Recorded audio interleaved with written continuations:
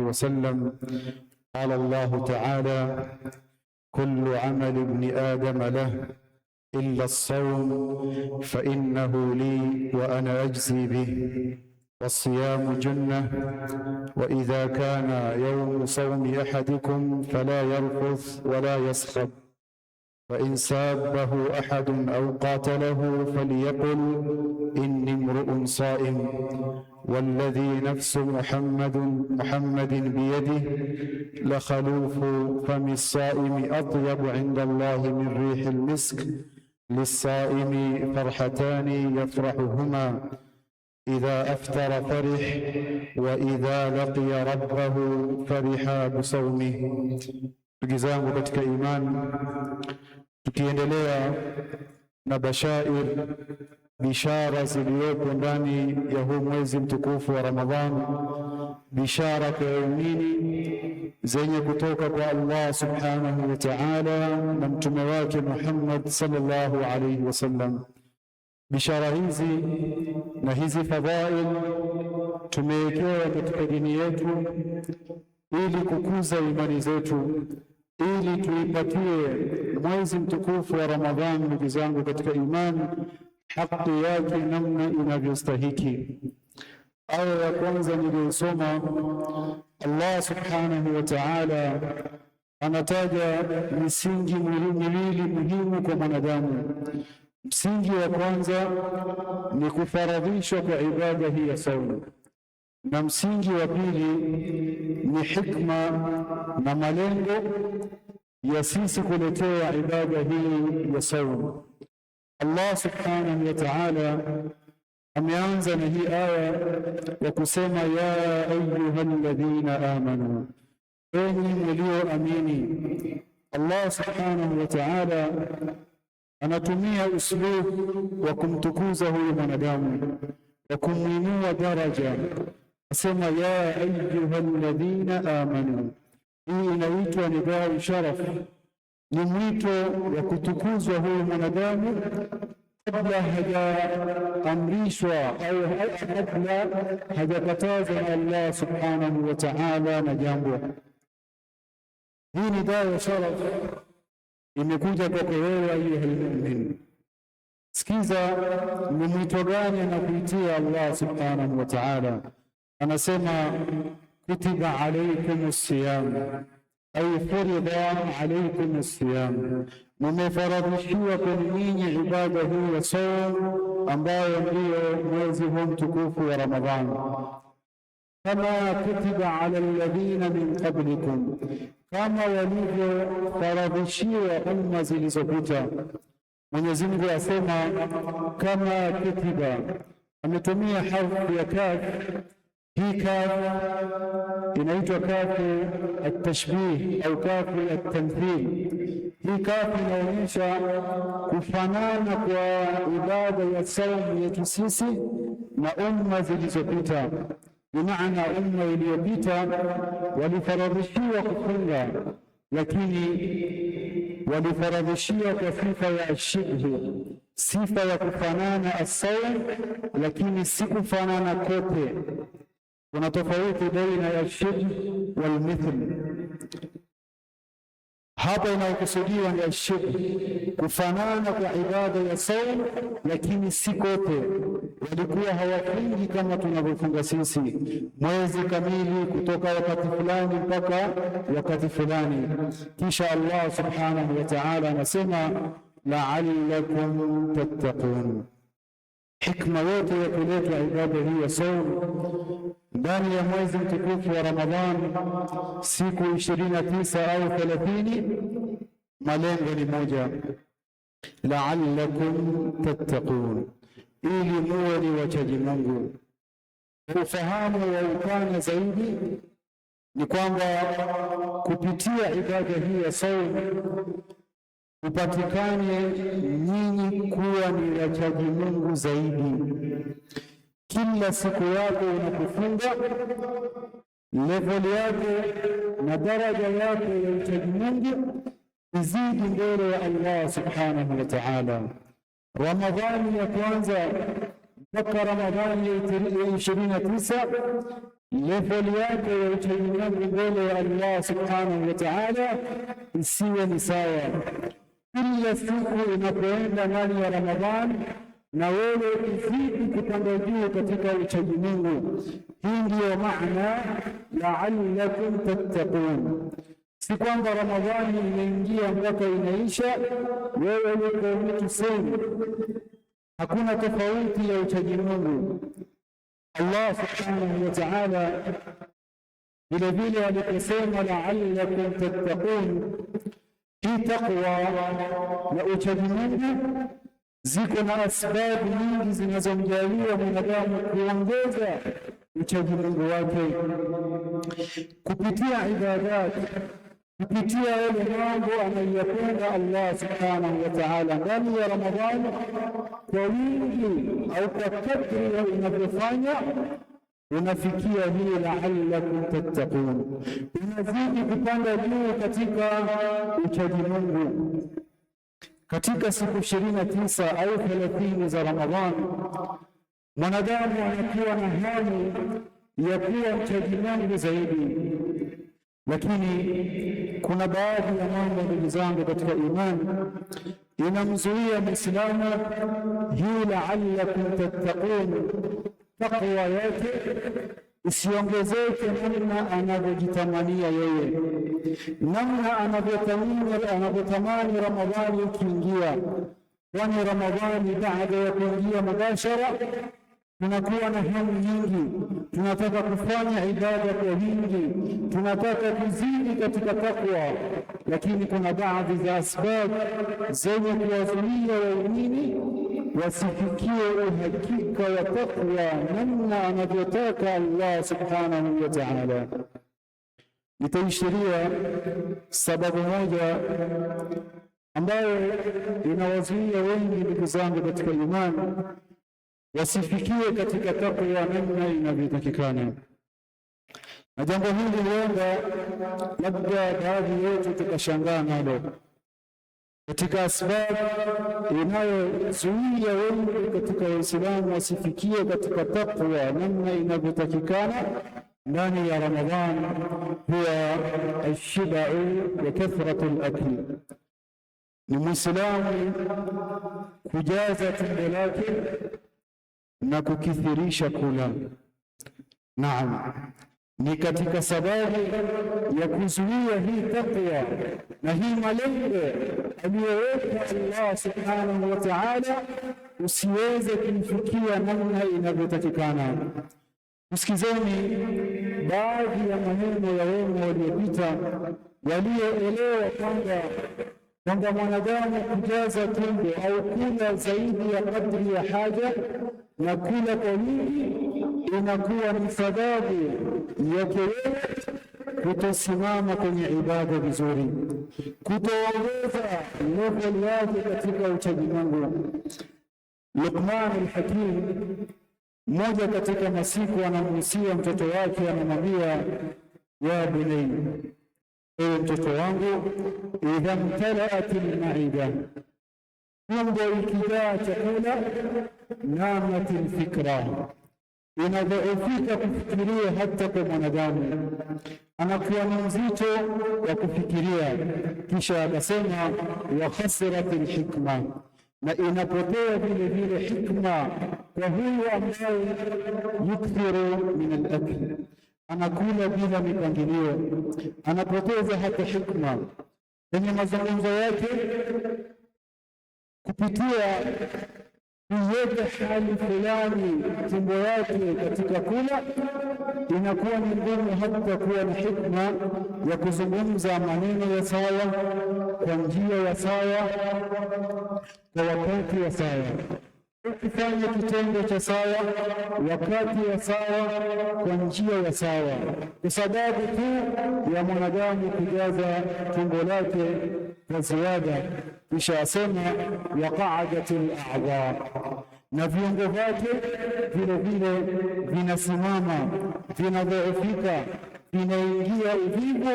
Waqa'adatil a'dha'u 'anil ibada, na viungo vyake vinakaa, vinataka kuwa na utulivu zaidi kuelekea ibada za Allah subhanahu wa ta'ala. Hii yote imesababishwa, asema idha mtalaatil maida, ikijaa sehemu ya chakula au ikijaa tumbo ya huyu mwanadamu. Abdullah al-Dari, mmoja katika wema aliyopita rahimahullah, asema inna shiba, hakika ya mwanadamu kushiba na kula zaidi ya haja, yuqassi al-qalb, inaleta ususuavu ndani ya moyo, inafanya moyo kuwa mzito, wa yufakkiru al-badan, na inaleta uvivu katika mwili wa mu'min, inaleta al-kasal.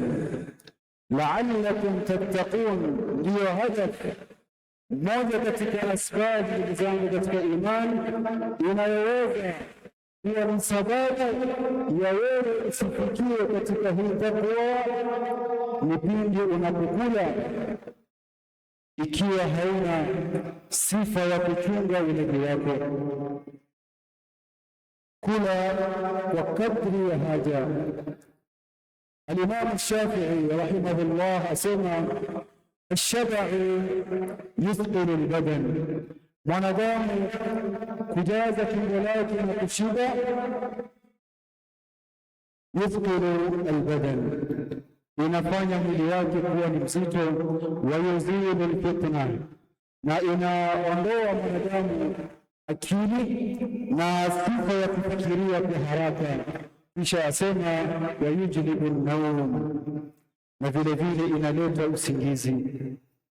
Angalia mtu aliyekula zaidi ya kadri ya haja, namna hali yake inavyokuwa: uvivu, kutaka kulala, kusinzia. Hii yote ni kutochunga mwanadamu ni nini anaweka kwenye tumbo lake, ni kiasi gani ya chakula anaingiza ndani ya tumbo yake. Kisha asema al-Imam Shafi'i, wa yudhifu sahibahu an al-ibada, na inamdhoofisha huyu mwenye sifa katika ibada zake, anakuwa na uvivu katika ibada. Aliulizwa al-Imam Ahmad ibn Hanbal rahimahullah, yajibu ar-rajulu ar-rifqatu wal-khushu'u ma'a ash-shiba', mtu anaweza kupata unyenyekevu na uchaji Mungu na kupatikana sifa ya kukithirisha kula? Qala ma ara, yeye kufikia sifa hii ya unyenyekevu, ya kusimama kwenye ibada namna anavyotamani na namna inavyotakikana, ikiwa kutapatikana sifa ya mwanadamu na sifa ya ashiba.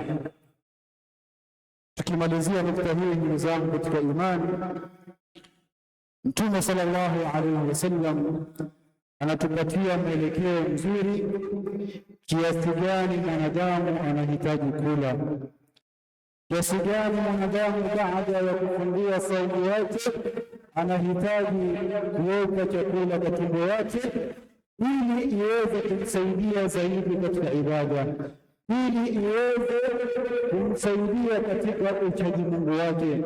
Yaqulu alayhi salatu wassalam, hasbu ibni adam, yatosheleza kwa huyu mwanadamu ukilatun, vyakula kidogo, yuqimna sulbahu, chakula kidogo ambacho itaweza kusimamisha uti wa mgongo wake. Chakula kidogo kiasi ya haja ambayo itaweza kumsaidia kusimamisha uti wa mgongo wake. Kwa hadafu ya sisi kuletea ibada hii ya saum, ndugu zangu, ni at-taqwa. Kila siku yako ikiendelea ndani ya Ramadhani, unafaa ujihisi unakuwa mchaji Mungu zaidi, na au sababu ambayo itajalia usiweze kuongeza uchaji Mungu wako, unafaa kuwa makini kujua na kujiepusha nazo. Hadithi tuliyosoma ndugu zangu katika imani, hadithi ya Abu Hurairah radhiyallahu anhu, asema Mtume sallallahu alaihi wasallam, kullu amali ibni adama lahu, matendo yote ya mwanadamu anayofanya ni yake yeye, anayajua huyu mwanadamu. illa as-sawm, isipokuwa ibada hii as-sawm, fa innahu li, ibada hii ya sawm Allah subhanahu wa ta'ala anasema hii ni yake yeye. Anainasibisha ibada ya sawm Allah subhanahu wa ta'ala, ndugu zangu katika imani, kwake yeye. Asema Allah subhanahu wa ta'ala, wa ana ajzi bihi, na hii ibada ya sawm ambayo nimeiegemeza kwangu mimi, kusema ni yangu mimi ndiye ninayelipa. Malipo yake anajua ni Allah subhanahu wa ta'ala peke yake. Wasiyamu junna, sawm ni kinga kwa mwanadamu. Wa idha kana yawmu sawmi ahadikum, na ikiwa mmoja wenu amefunga, anatoa mwelekeo Mtume sallallahu alaihi wasallam, anasema fala yarfuth, isipatikane sifa ya kutoka maneno machafu kwenye mdomo wake. Kisha Mtume sallallahu alaihi wasallam anaapa akisema, walladhi nafsu Muhammadin biyadi, na apa wa Allah subhanahu wa ta'ala ambaye nafsi yangu iko kwenye mikono yake. Angalia kiapo cha Mtume sallallahu alaihi wasallam. Ni jambo gani anaapia mtume wetu Muhammad sallallahu alaihi wasallam? Asema la khalufu fami saim, ile harufu inayotoka kwenye mdomo wa mtu aliyefunga, kubadilika harufu ya mu'min kwa kukaa njaa, kutoingia chakula ndani ya tumbo yake kwa muda. Hii harufu inayotoka kwenye mdomo wake, asema Mtume sallallahu alayhi wasallam, la khalufu fami saim, harufu inayotoka kwenye mdomo wa mtu aliyefunga, atyabu inda Allahi min rihi almisk, ni ahab, ni yenye kupendwa zaidi na Allah subhanahu wa ta'ala kuliko harufu ya manukato. Harufu anayotoa Muislamu pindi anapofunga kwa kutopatikana sifa ya kuingia chakula kwenye mdomo wake wala maji, hii harufu kali kidogo inayotoka kwenye mdomo wake, Mtume sallallahu alaihi wasallam aeleza hii harufu ahabbu ila Allah, ni yenye kupendwa na Allah subhanahu wa ta'ala kuliko harufu ya manukato. Kisha asema Mtume sallallahu alayhi wasallam, lisaimi farhatan, mwenye ambaye anafunga na kujilazimisha na ibada hii ya saum kwa ajili ya Allah subhanahu wa ta'ala, ako na furaha mbili. Idha aftara farih, anapofuturu anakuwa na furaha. Wa idha laqiya rabbahu fariha bisawmi, na anapokutana na Allah subhanahu wa ta'ala anafurahi kwa malipo aliyoandaliwa na Allah subhanahu wa ta'ala. Ndugu zangu katika imani, kwenye hii hadithi ningependa tuishirie mambo matatu ambayo ameyataja Mtume sallallahu alaihi wasallam kwenye hadithi al-Qudsi.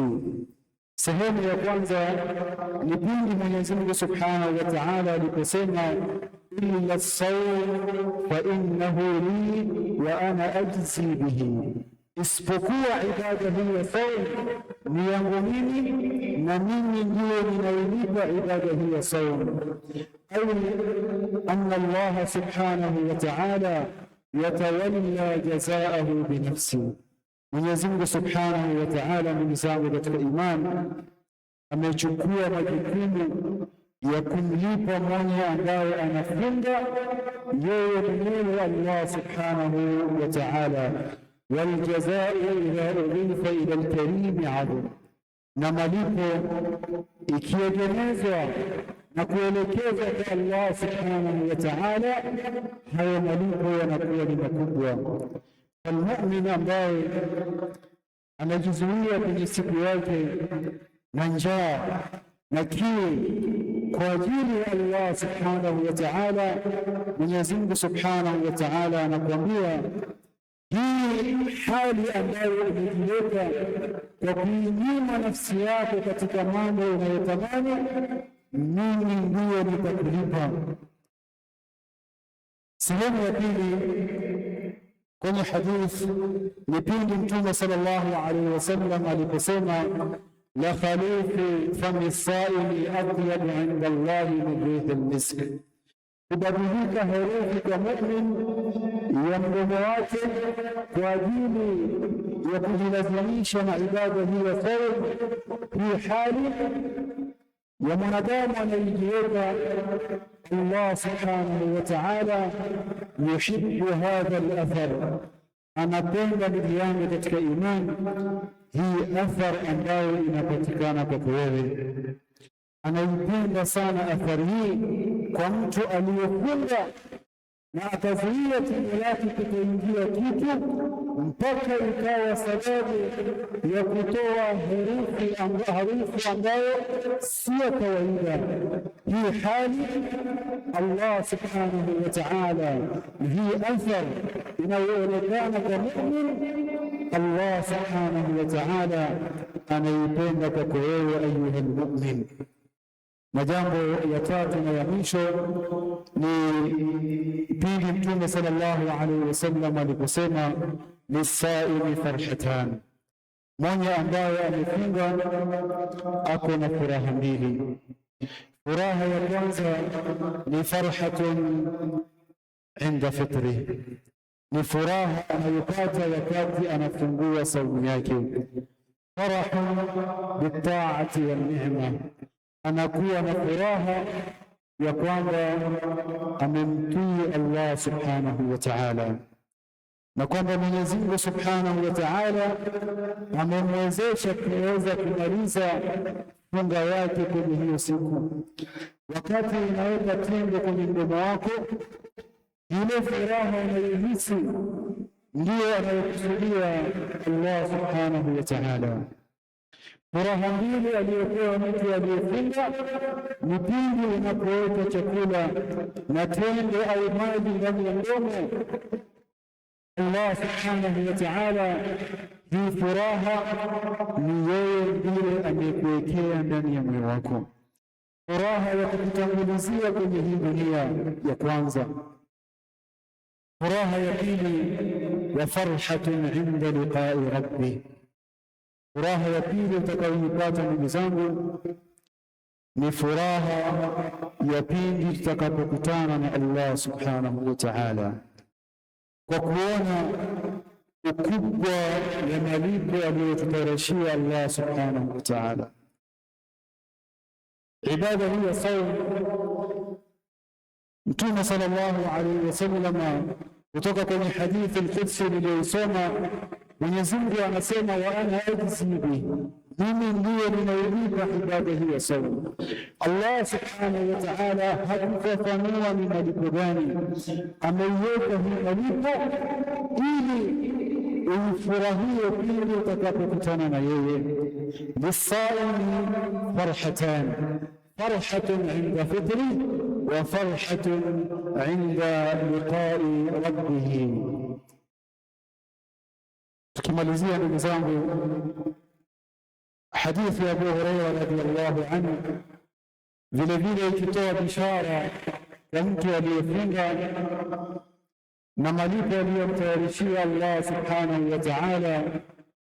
Asema Abu Hurairah radhiyallahu anhu akisimulia kutoka kwa Mtume sallallahu alayhi wasallam, man sama ramadhana imanan wa ihtisaban ghufira lahu ma taqaddama min dhanbihi. Asema Mtume sallallahu alayhi wasallam, yeyote anayefunga katika waumini mwezi huu mtukufu wa Ramadhani kwa hizi sifa mbili, imanan wa ihtisaba. Imanan ay sama wa huwa mu'minun billah, صام وهو مؤمن بالله ومصدق بأن الصيام فريضة من الله. إيمانا ikimaanisha kwamba mu'min anafunga kitakidi kwamba funga hii imetoka kwa Allah subhanahu wa ta'ala, na kwamba nimefaradhishiwa mimi kufunga ibada hii ya saum, wahtisaban yasumu wa huwa yatlubu al-ajra min Allah. Ihtisaban ni kwamba mu'min anafunga akitarajia kulipwa na Allah subhanahu wa ta'ala. Huyu mu'min mwenye hii sifa anaifunga kwa imani na kutarajia malipo kwa Allah subhanahu wa ta'ala. Asema Mtume sallallahu alayhi wasallam, ghufira lahu ma taqaddama min dhanbi, inakuwa ni sababu ya yeye kusamehewa madhambi yake madogo yaliyopita kupitia ibada ya saum. Ukiwa na imani kufaradhishia hii ibada ya saum na ukitarajia malipo ya ndugu yangu, ukiwa kwenye hali ya saum, malipo yake kwa baadhi ya malipo tuliyojulishwa na Mtume sallallahu alaihi wasallam ni kwamba inakuwa ni sababu ya kufutiwa dhambi zako. Na hadithi ya Abu Sa'id al-Khudri radhiyallahu anhu asema Mtume sallallahu alaihi wasallam, man sama yawman fi sabilillah ba'ada Allah wajhahu 'anil nar 70 kharifa, mwenye ambaye atafunga siku moja kwa ajili ya Allah subhanahu wa ta'ala ikhlasan, akifunga kwa ikhlas, mu'min kwenye siku yake moja peke yake, sema Mtume sallallahu alayhi wasallam, ba'ada Allah wajhahu, anamweka Mwenyezi Mungu subhanahu wa ta'ala uso wake, anamweka mbali Mwenyezi Mungu subhanahu wa ta'ala anil nari, kutokamana na moto 70 kharifa, kwa masafa ya miaka 70. Kufunga siku moja peke yake ikhlasan kwa ajili ya Allah subhanahu wa ta'ala, malipo ya wewe kufunga hii siku moja peke yake kwa ajili ya Allah subhanahu wa ta'ala, malipo yake katika aliyotueleza Mtume sallallahu alaihi wasallam ni kwamba unawekwa mbali na moto, umbali wa masafa ya miaka 70. Miaka 70 unawekwa mbali na moto kwa kujilazimisha kwa kufunga siku moja. Fakaifu ndugu yangu katika imani, ufunge siku 29 au siku 30 kwa ajili ya Allah subhanahu wa ta'ala ndani ya Ramadhani. Ni masafa mangapi ya moto utawekwa mbali nayo? Namwomba Allah subhanahu wa ta'ala turuzuku al-ikhlas katika saumu zetu. Assalamu alaykum wa rahmatullahi wa barakatuh.